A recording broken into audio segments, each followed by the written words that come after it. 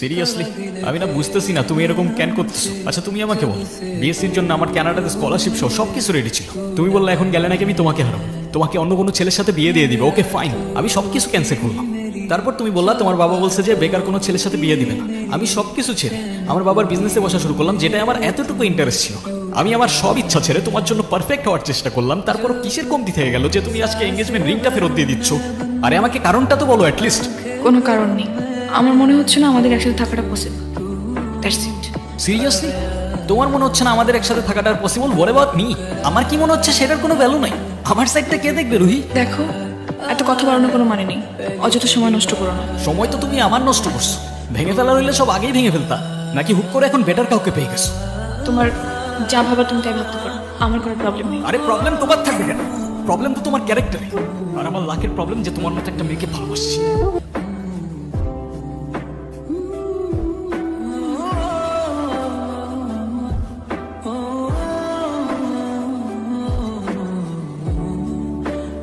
বাবা, আমরা আসলে এমন একটা পরিস্থিতির ভেতর দিয়ে যাচ্ছি, আমরা তোমাকে কিছু জানাতে পারিনি, তুমি কিছু মনে করো না। আরে না আঙ্কেল, আপনি এভাবে কেন বলছেন?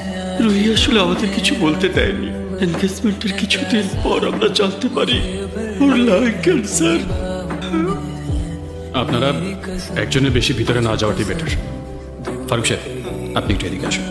দেখুন, রুহি 4th স্টেজে আছে। রাইট নাও ক্যান্সারটা শরীরে আদার পার্টসও ছড়িয়ে পড়েছে, like brain, bones and other organs. Sorry to say, ওর হাতে আর খুব বেশি একটা সময়।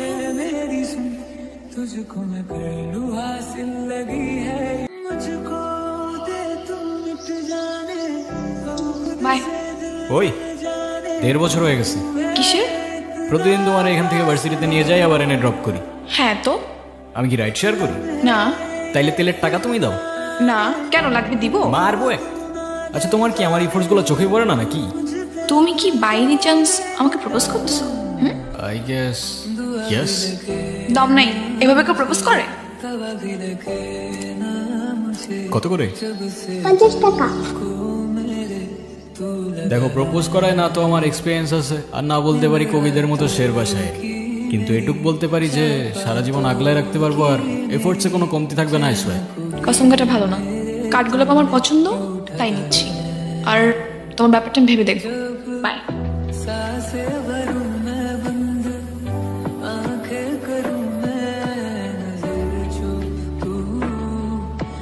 আমাকে মাফ করে দিও রুহি, আমি না বুঝেই তোমাকে অনেক কথা বলে ফেলছি। তুমি আমাকে একটাবার বলতা, এতদিনেও কি তুমি আমাকে এতটুকু চিনতে পারলা না? একটাবার বললে কি আমি তোমাকে ছেড়ে চলে যেতাম? তুমি আমাকে ছেড়ে যাবে না বলেই তো আমি তোমাকে বলি নাই। কেন তুমি চাও যে আমি তোমায় ছেড়ে চলে যাই? হ্যাঁ, তুমি কেন আমার এরকম একটা জীবনের সঙ্গে তোমার সুন্দর জীবনটা জড়াতে চাও বলো? তুমি ছাড়া আবার কিসের জীবন? আমার জীবনটা তো ততক্ষণই সুন্দর যতক্ষণ সেই জীবনে তুমি আছো।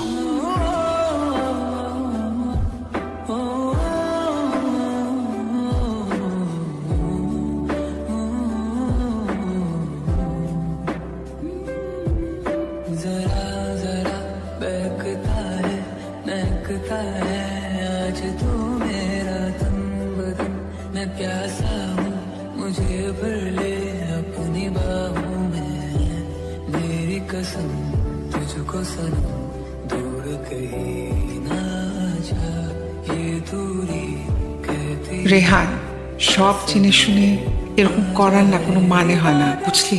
আমি তোকে যেটা বলছি সেটা তোর ভালোর জন্য বাবা। এমন কিছু করিস না যাতে তোর জীবনটাই নষ্ট হয়ে যায়। মা, আমি ওকে ভালোবাসি, প্লিজ একটু বুঝে কথা বলো। আমি তো বুঝলাম তুই ভালোবাসিস, কিন্তু বিয়ে ভালোবাসার জন্য নিজের ভবিষ্যৎটা নষ্ট করে দিবি? মানে মেয়েটা তো যে কোনো সময়। না মা প্লিজ, এটা তো আমার সাথেও হইতে পারতো না। আর আমার সাথে হইলে আর যাই হোক রুহি কখনো আমাকে ছেড়ে চলে যেত না। আর আমার লাইফে ওর আগে না কেউ ছিল আর না পরে কেউ থাকবে। শাবাশ, এই না হলে আমার ছেলে। আরে বাবা, ভালো সময় কিংবা খারাপ সময় সব সময় পাশে থাকাটাই কিন্তু ভালোবাসা। রেহানা মা, রাগ করো না। আল্লাহ না করুক যদি কখনো তোমার কিছু হয়ে যায়, আমি কি তোমাকে ছেড়ে চলে যাব? বরঞ্চ তোমার পাশে থেকেই আমি তোমাকে সাহস যোগাবো। Proud of you. এ যুগে তোর মতো কয়টা ছেলে আছে বল? ছেলে হিসাবে তোকে নিয়ে আমি গর্ব করি। আমার কথা রাগ করিস না। না মা, রাগ করি নাই। আচ্ছা ঘুমিয়ে পড়, রাত জাগিস না। হ্যাঁ, তোমরা যাও, ঘুমায় পড়ো। কিরে বাবা, মন খারাপ? মন খারাপ করিস না, দেখবি সময়ের সাথে সাথে সবকিছু ঠিক হয়ে যাবে। শুয়ে পড়ায়, আমি আসি।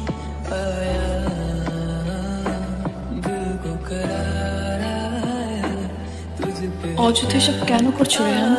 অযথা করছি? অযথা নয়তো কি? আমি আর কদিনই বা বাঁচবো? আমরা কে, কতদিন আর কতক্ষণ বাঁচবো সেটা কি আসলেই আমরা জানি রহি? হিসেব করে লাভ কি বলো? যতক্ষণ নিঃশ্বাস আছে ততক্ষণ না হয় সেই মুহূর্তগুলোকে ঘিরেই বেঁচে থাকি। আজকে আছি, কালকে তো নাও থাকতে পারি, বলো? শুধু শুধু মায়াটা কেন বাড়াচ্ছ? মায়া বাড়ালে যে কষ্টটাও বাড়ে। তাহলে তো খুব চিন্তার বিষয়। দাঁড়াও, এক্ষুনি তোমার মন ভালো করে দিচ্ছি। তুমি কি ভিডিও করতেছো? Yes sir. আমি তোমাকে ছবি তুলতে বলছি, ভিডিও করতে বলিনি। তুমি যে আমার সাথে এত দূরে আসছো, তোমার বাসায় যদি জানতে পারে? কিভাবে জানবে? কে বলবে? যদি আমি বলে দেই? একদম না, বাসায় জানলে আমার খবর আছে। ওকে, তো ফিউচার রুহিকে তোমার কিছু ইচ্ছার কথা বল। ইচ্ছে? আমি তো সেভাবে কোনো ইচ্ছে ভাবিনি। তো এখন ভেবে বলো। আচ্ছা, কোনো এক বিকেলে আমি তোমার সঙ্গে সমুদ্র দেখব। ওকে, আর? সেই সমুদ্রের পাড়ে দুজন মিলে সন্ধ্যাবেলা ফানুস উড়াবো। কারণ সমুদ্র আমার অনেক প্রিয়। আমি অনেক অনেক মজা করি। এই নাও তোমার বিকেল, আর ওই যে রইলো তোমার সময়। চোখ বন্ধ করো।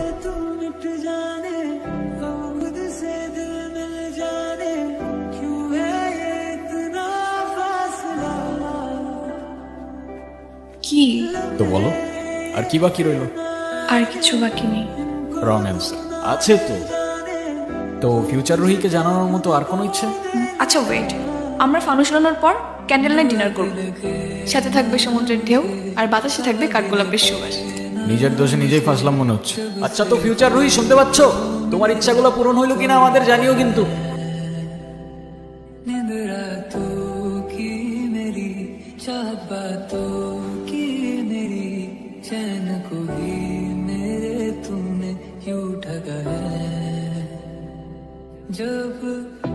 একটাই তো মন আমার, আর কতবার জিতবা?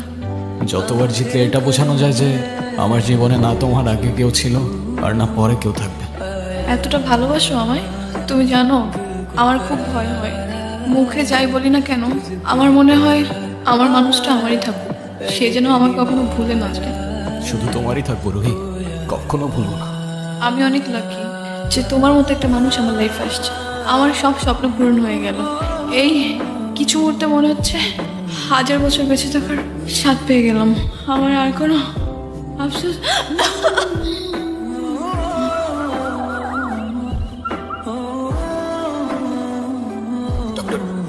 ওর কি অবস্থা এখন? আপনাকে ডাকছে। কি ব্যাপার, তুমি কাঁদতেছো কেন? আরে আমি আছি তো। কাচ্ছি না তো। কাজী ডাকছো? সবাই আসছে? আসছে তো। ডাকো সবাইকে। মা, মা আমার কাছে বসো। বাবা মা, আমার কাছে আসো। রেডি? অলওয়েজ।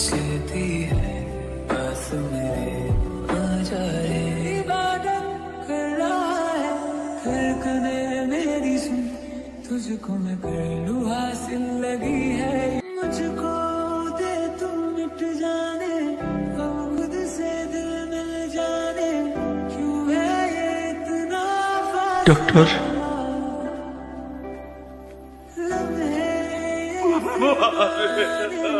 इनको तू ना दे जाने तू मुझ पे खुद को दे হয়তো তুমি অনেক দূরে, তোমায় আর দেখা যায় না, স্পর্শ করা যায় না, তবে অনুভব করা যায়। অনুভব করা যায় তোমার নিঃশ্বাস, অনুভব করা যায় তোমার চোখের জল। মনে রেখো আমি আসবো মেঘের উপর পঙ্খিরাজে চড়ে, কাঠগোলাপের সুবাস নিয়ে 7 সাগর 13 নদীর পরে। সে যেন ভোলে না মরে, সে যেন ভোলে না।